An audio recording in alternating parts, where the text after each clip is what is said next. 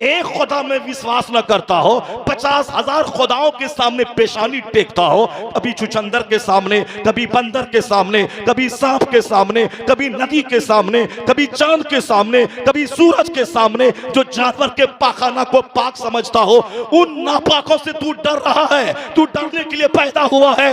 गिलहरी को खुदा कहने वाला, बंदर को खुदा कहने वाला, चुचंदर को खुदा कहने वाला, ये तो चुचंदर से ज्यादा सलील है, ये तो बंदर से ज्यादा सलील है, ये तो जानवर से ज्यादा सलील है। आदमी वही है जो खुदाए वाहिद का परस्तार है। तो जन्नत जहां का एक दिन 50,000 साल के बराबर है, वो आलम आखिरत है। ये दुनिया की तारीख वही है कि दुनिया की उम्र एक दिन या आधे दिन इस दुनिया की उम्र है। क्या मतलब? दुनिया की उम्र है या तो 50,000 साल या 25,000 साल। ये इंसानी तारीख का दिन है। कयामत का एक दिन, आलम आखिरत का एक दिन 50,000 साल के बराबर है। और वहां एक दिन नहीं, वहां तो दायमी दिन है, हमेशा हमेशा वो रहेगा। आखिरत हमेशा रहने वाली चीज है। यह दुनिया उसके मुकाबले में एक पानी का कतरा है। या एक दिन या आधा दिन, एक दिन से मुराद 50,000 साल और आधे दिन से मुराद 25,000 साल। तो इंसानी तारीख 25,000 साल की है। 25,000 साल अभी हुए नहीं है जनाब आदम अलैहिस्सलाम से लेकर अब तक, बमुश्किल तमाम 15,000 साल हुए हैं। और जो दुनिया के हालात बता रहे हैं, इसके हिसाब से कहा जा सकता है कि अब दुनिया की उम्र बहुत मुख्तसर बाकी रह गई है। आका अलैहिस्सलाम ने क़यामत की निशानियों के ताल्लुक से जो कुछ भी खबर दी थी, उसमें से लगभग 80% वो अलामतें हैं जो जाहिर हो चुकी है। हुजूर ने कहा था, जनाब जिब्राइल अमीन ने जब पूछा था कि आप मुझे क़यामत की निशानियों अलामतों के बारे में खबर बताएं कि क़यामत आने से पहले कौन कौन सी निशानियां दुनिया में जाहिर होंगी, जिसको देखने के बाद मैं यह जान लूं कि अब दुनिया का विनाश होने वाला है, अब ये दुनिया अपने अंजाम को पहुंचने वाली है। सरकार ने कहा था, उन निशानियों में एक निशानी है कि अंतलदल अमतो रब्बतहा, यानी बांदियां अपने मालिक को जन्म देंगी। इस कदर कसरत से जिनाकारी होगी कि लौंडियां अपने मालिक को जन्म देंगी, यानी नौकरानियों के साथ कसरत से जिना होगा और वह हामिला होंगी और वह अपने मालिक के बच्चे को जन्म देंगी। नाजायज औलाद में, नाजायज बच्चों की तादाद में बेतहाशा इजाफा होगा। इस हदीस पाक का एक दूसरा मफहूम यह है, आका ने कहा कि नाफरमान औलाद ज्यादा पैदा होंगी, यानी वह माँ जो काबिल एहतराम है, जिस माँ के सामने आंख निकाल के बच्चों को नहीं बोलना था, बच्चे इतने नाफरमान हो जाएंगे कि माँ को अपनी नौकरानी समझेंगे और अगर 2 पैसा देंगे भी तो उसको 2-4-10 बात कहेंगे और ऐसा जैसे उसके सामने ये माँ डरी और सहमी सी रहेगी। इन बच्चों के रहमो करम पे ये जिंदा रह रही है, जबकि माँ के पेट से पैदा होने वाला बच्चा, उसे माँ से आंखें नहीं मिलानी चाहिए। 9 महीने तक जिस माँ ने पेट में रखा वो इंतहाई काबिल एहतराम हस्ती होती है हमारे नजदीक, और जिसने 10 साल तक नर्स की तरह मेरी खिदमतें की, वो ऐसा नहीं कि मैं 2 लुक़मे खिला दूं तो फिर मैं एहसान जताऊं। मुस्तफ़ा ने कहा, अखीर जमाने में नाफरमान औलाद की तादाद में इजाफा होगा, यानी माएँ अपने मालिक को जन्म देंगी, अपने बेटे से डरेंगी, अपने बेटे से सहमी रहने लगे तो समझ जाना क़यामत करीब आ गई है। और ये निशानियां वाज़ेह तौर पर दुनिया में काफिरों के दरमियान, यहूदो नसारा की बस्ती में, खुद मुसलमानों की बस्ती में, ये कुफ्फार व मुशरिकीन की कोई हैसियत तो है ही नहीं। ये कुफ्फार व मुशरिकीन तो जानवरों से बदतर है। अभी दुनिया में खूब कमा ले, खा ले, खरबों का घर बना ले, मगर अंजाम इसका आग है। अंजाम इसका मुंह के बल घसीट कर जहन्नम की आग में डाला जाएगा। अगर मुसलमान हो, विश्वास रखना पड़ेगा कि जो अल्लाह ने कहा सच कहा, जो अल्लाह का कलाम है वह सच है। अगर मुसलमान नहीं रहना चाहते हो तो इस्लाम के दामन छोड़ के काफिर बन जाओ, फिर काफिर बनो और बोल दो कि अल्लाह नहीं है, और बोलो कि क़यामत कायम नहीं होगी, और बोलो कि जन्नत का तसव्वुर गलत है, और बोल दो कि जहन्नम गलत है, और बोल दो कि दुनिया खुद से बनी है और कभी फना नहीं होगी। इन बोलने वालों के लिए कोई दलील नहीं है, वो चाहे जो चाहे सो बोले। लेकिन एक मोमिन उसी वक्त मोमिन होता है जब वह विश्वास करे कि दुनिया का खालिक अल्लाह है, वह यकीन करे कि यह दुनिया आरजी टेम्पररी फानी है और आखिरत दायमी है और बाकी रहने वाली है। यह दुनिया एक कतरा पानी के बराबर है और आखिरत मिसले समंदर के है। वह यकीन करे कि क़यामत कायम होगी। इस दुनिया में हर किए हुए का हिसाब वहां होगा, हर स्याह सफेद का हिसाब लिया जाएगा। जो अल्लाह पानी के एक कतरे से इंसान को पैदा कर सकता है, वही अल्लाह उसे दोबारा जिंदा करके हिसाब लेने पर भी कादिर है। हल अता अलल इंसान हिनुम मिनद दहर लम यकुन शैअन मज़कूरा। कुरान में आया है कि एक जमाना इंसान पर ऐसा गुजरा है, इंसान का नामो निशान तक दुनिया में नहीं था। यानी हम पैदा होने से पहले मेरी माँ को खबर न थी कि मेरे पेट में क्या है। एक औरत शादी से पहले उसे खबर नहीं होती है कि मैं बच्चा जनूंगी या मैं बांझ रहूंगी। न बाप को पता है कि मेरी कोई औलाद होगी या ना होगी।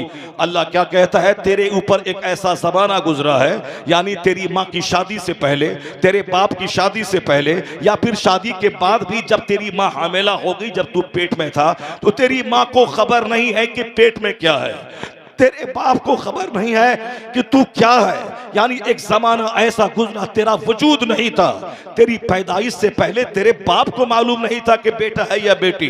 तेरी पैदाइश से पहले समाज को नहीं मालूम था कि मोहम्मद अहमद पैदा होने वाला है या कोई हिंदा पैदा होने वाली है। समाज में तेरा नामो निशान नहीं था, लेकिन अल्लाह ने एक पानी की बूंद से इतना बड़ा वजूद तेरा तैयार किया कि अब तू साहब कहला रहा है, अब तू बेटा कहला रहा है, अब तू मलका कहला रही है। जिस तरह कुछ नहीं था, अल्लाह ने एक कतरा पानी से तुझको पैदा किया, उसी तरह तुझे मौत देगा वही खुदा, और तू कब्र की मिट्टी में मिलेगा, फिर तेरा वजूद खत्म हो जाएगा। जिस तरह पहले था कोई जानता नहीं था, उसी तरह मरने के बाद तू जब जल जाएगा, शेर के पेट में गल जाएगा या पानी में डूब जाएगा या आग में जल जाएगा। चाहे जिस तरह से तेरी मौत आए, चाहे शेर के पेट में चले जाओ, चाहे मछली के पेट में जाओ, चाहे समंदर में डूब जाओ, चाहे आग में जल जाओ, तो तेरा कोई वजूद नहीं रहेगा। लेकिन जिस तरह पानी के कतरे से पैदा किया, उसी तरह तेरे जिस्म में एक जौहरे हयात है, जो ना गलता है, जो ना सड़ता है, जो ना डूबता है, जो ना राख होता है। उसी जौहरे हयात से फिर अल्लाह तुझे पैदा करेगा और फिर अल्लाह तुझसे हिसाब लेगा, और वो अल्लाह पैदा करने पर कादिर है। कुरान में कई जगहों पे आया कि जब मैंने तुझे पानी की एक बूंद से पैदा किया है, फिर दोबारा तुम्हें जिंदा करना हमारे लिए कोई मुश्किल काम नहीं है। हमारे लिए मुश्किल काम तो वो था जब मैंने तुझको पैदा किया, जब तुझे पैदा कर दिया, जब वो मेरे लिए मुश्किल नहीं रहा, तो फिर तुझे दोबारा जिंदा करना ये मेरे लिए कौन सा मुश्किल काम है। जब तेरा वजूद नहीं था मगर तू वजूद में तुझको लाया, और जब वजूद में लाया तुझसे मिठा के फिर दोबारा वजूद में लाना, ये हमारे लिए कोई बईद बात नहीं है। मैं तुझे दोबारा पैदा करके तुझसे हिसाब लूंगा कि तुमने जवानी का क्या इस्तेमाल किया, तुमने दौलत का क्या इस्तेमाल किया, तुमने अपनी जिंदगी बहुमूल्य जिंदगी को किस काम में लगाया, ये तो तुमको हिसाब देना होगा। और ये बिल्कुल फैक्ट बात है। यहाँ ना मैं अपनी मर्जी से आता हूँ ना अपनी मर्जी से जाता हूँ, बल्कि अल्लाह की मर्जी चलती है, अल्लाह की मर्जी हमेशा गालिब रहती है। मैं चाहता हूँ कि मैं खूबसूरत औलाद जनूं, मेरी औलाद पोलियोग्रस्त, अपाहिज और माजूर पैदा होती है। यह इस बात की दलील है कोई तो है जो मेरी मर्जी को चलने नहीं देता। मैं चाहता हूँ कि मैं सदा खुश रहूं, मगर हर दिन खुशी का माहौल 10% होता है और 90% गम का माहौल में बंदा जीता रहता है। जिंदगी में खुशी कम मिलते हैं, अक्सर गम ही मिलता रहता है। कभी बीवी की तरफ से, कभी औलाद की तरफ से, कभी पड़ोसी की तरफ से, कभी सेहत की तरफ से, कभी दामाद की तरफ से, कभी जिल्लत और रुसवाई की तरफ से। यानी ये समझ लें कि मुसीबतों में ये बंदा घिरा है। और कभी भी चैन सुकून के साथ कि बच्चे अच्छे रहें, बीवी अच्छी रहे, माँ बाप अच्छे मिले, पड़ोसी मेरे अच्छे रहे, मेरे दोस्त अच्छे रहे, मेरी सेहत अच्छी रहे, मैं 95 साल की उम्र में भी 25 साल के जवान की तरह बिल्कुल चुस्त और दुरुस्त रहूं, ऐसा नहीं होगा। क्योंकि अल्लाह का सिस्टम ऐसा नहीं है कि तू 50 साल की उम्र में 25 साल की जवानी जैसी सेहत पाले। जैसे 40 साल के बाद तू आगे जाएगा, कभी आंख में दर्द होगा, कभी दांत टूटेगा, कभी घुटने में दर्द होगा, कभी टखने में दर्द होगा, कभी 2 रोटी पचा खाने के बाद उल्टी वॉमिटिंग होगी। यह इस बात की दलील है कि दुनिया में अब तेरे आराम के दिन खत्म हो गए। अब जब तू 40 से ऊपर गया तो अब तू 40 से पहले वाली सेहत और तंदुरुस्ती मत तलाश करना। तो सेहत की तरफ से हम 24 घंटे लाहक है। अभी मैं जिंदा हूं, 2 मिनट के बाद मेरी मौत का ऐलान होगा। यहां हमेशा मौत का खतरा, बीमारी का खतरा, औलाद की नाफरमानी का खतरा, मौसम की खराबी का खतरा 24 घंटे यहां पॉसिबल इम्पॉसिबल होता रहता है और इम्पॉसिबल पॉसिबल होता रहता है।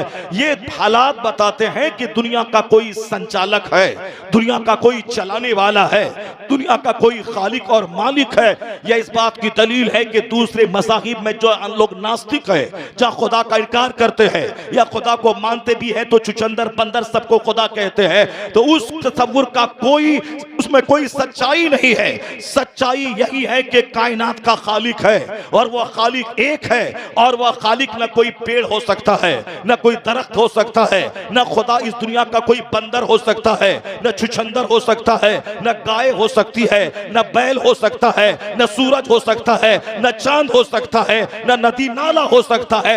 चाहे बंदर 1000 उछले और कूदे, चाहे 1000 गिलहरी उछले कूदे, मगर वो जानवर है। तो जो एक खुदा में विश्वास न करता हो, 50,000 खुदाओं के सामने पेशानी टेकता हो, कभी चुचंदर के सामने, कभी बंदर के सामने, कभी सांप के सामने, कभी नदी के सामने, कभी चांद के सामने, कभी सूरज के सामने, जो जानवर के पाखाना को पाक समझता हो, उन नापाकों से तू डर रहा है। तू डरने के लिए पैदा हुआ है।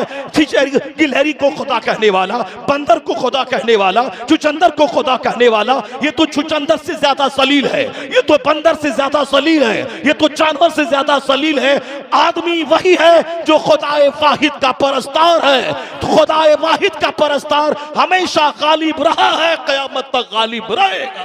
नारे तकबीर, जरा बुलंद आवाज से नारे तकबीर, नारे रिसालत, अज़मते मुस्तफा, शरीयते मुस्तफा, दीन। तू खुश हो जा कि अल्लाह ने तुझे छुछंदर के पुजारियों के घर में पैदा नहीं किया।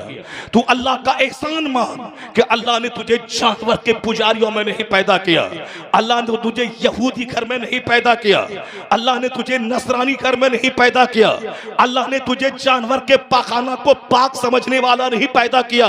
अल्लाह ने तुझे वो मजहब दिया है जिस मजहब में अल्लाह पाक, रसूल पाक, खुदा पाक, कुरान पाक, नमाज पढ़ने के लिए पाकी जरूरी है, गुस्ल करना हमारे मजहब में, वुजू करना हमारे मजहब में, पाक कपड़ा हो, पाक जगह हो, पाक बदन हो, सिर्फ पाक की प्योरिटी वाला मजहब इस्लाम, तकद्दुस वाला मजहब इस्लाम। नापाक और पाक में जब जंग होगी, चाहे नापाकी 1000 उछले कूदे, वो नापाक ही रहेगा और ये पाक चाहे दब क्यों ना जाए, हमेशा गालिब ही रहेगा। इसलिए एक कौम मुस्लिम, तुम्हें इन हालात में इन नापाकों से डरने की कोई जरूरत नहीं है। जो सारी जिंदगी एक दिन भी पाक न रहा हो, जो एक छोटे से लोटा में पानी लेकर अपने जिस्म को मन लेता हो, जो कभी पाक न हो, तो ये नापाक तुझे क्या डरा पाएगा। ये नापाक को नाचने दे, इसे कूदने दे, इसे उछलने दे, इसे गाने दे। नाचने वाला कहीं गालिब आता है, कूदने वाला कहीं गालिब आता है, चुचंदर कहीं गालिब आता है। गालिब शरीफ आता है, गालिब सच्चा आता है। इसलिए तू सच्चा है, तू हमेशा गालिब रहेगा। तू पाक है, हमेशा गालिब रहेगा। नाचने वाला कभी गालिब नहीं रहा, नाचने वाला सलील होता है। सजदा करने वाला हमेशा गालिब रहा है, हमेशा गालिब रहेगा। अल्लाह का एहसान है कि अल्लाह ने मुझको यहूदी नहीं बनाया। अल्लाह का एहसान है कि अल्लाह ने हमें नसरानी नहीं बनाया। हम अमेरिका के खरबपति घर में पैदा हो गए होते, सोने का महल मेरा होता, मैं सोने की बुत को मैं सजदा करता। उससे खरबों गुना बेहतर है कि अल्लाह रब्बुल इज्जत ने हमें गरीब घर में पैदा किया है। अल्लाह रब्बुल इज्जत ने हमें कलमा पढ़ने वाले घर में पैदा किया है। अल्लाह का एहसान है, कभी चेहरे पे मायूसियत न रहे, कभी चेहरे पे शिकन न रहे? क्या तू चाहता है कि तू काफिर घर में पैदा हो, अरबों में खेले और अब तू दुनिया में वक्ती तौर पर चंद दिन गुजार ले, फिर जाके खरमों साल जहन्नम की आग में जले? जब ये नहीं चाहता है तो गरीबी पे सब्र कर, अपनी गुर्बत पे सब्र कर, अपनी फकीरी पे सब्र कर, अपनी इस कस्म पुरसी पे सब्र कर। अल्लाह ने कहा है तू यहाँ सब्र कर, जन्नत की सारी बहारें मैं तुझ पे कुर्बान कर दूंगा। वाह वाह वाह वाह। दुनिया में तू सब्र कर, अंजाम अंततः कामयाबी तेरे लिए है, अंततः बुलंदी तेरे लिए है। पूरी तारीख बताती है, अल्लाह ने कुरान शरीफ में जगह ब जगह कहा है। तुम्हें अपनी पैदाइश पे गौर करना चाहिए। वो अल्लाह है जिसने तुझे एक कूदते हुए, जंप करते हुए पानी के कतरे से पैदा किया है। फलयंजुरिल इंसानु मिम्मा खुलिका मिन माइन दाफिक यखरुजु मिन बैनि सुल्बि व तराइब इन्नहु अला रजइही लकादिर। ये इस्लाम का बेसिक फार्मूला है कि क़यामत पर यकीन लाना, आखिरत पर यकीन लाना। असल राहत वहाँ की है, असल नेमत वहाँ की है, असल जिंदगी का मजा, असल मजा वहाँ का है। और इसी को मुस्तफ़ा ने हमेशा अपने घर में, अपने सहाबा के दरमियान, अपनी अज़वाज मुतहरात के दरमियान हमेशा ही कहते थे, अल्लाहुम्मा ला ऐशा इल्ला ऐशुल आखिरा। इलाही, आराम नहीं है मगर आखिरत का आराम।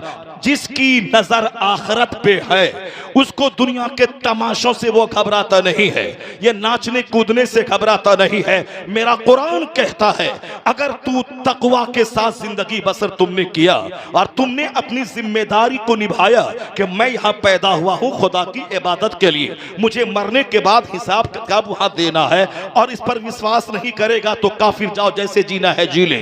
अगर मोमिन है, मेरे महबूब की का तू पैरोकार है, तो विश्वास करना होगा दुनिया आरजी है, आखिरत बाकी है, और यहाँ के पल पल का हिसाब तुझे मरने के बाद देना होगा। और अगर तुमने तकवा और सब्र के साथ जिंदगी गुजारी तो दुनिया में भी इज्जत तुम्हारे लिए है, यहाँ हुकूमत तुम्हारे लिए है, सल्तनत तुम्हारे लिए है, और मर गया तो मुस्तफा की शफाअत तुम्हारे लिए है, जन्नत तुम्हारे लिए है।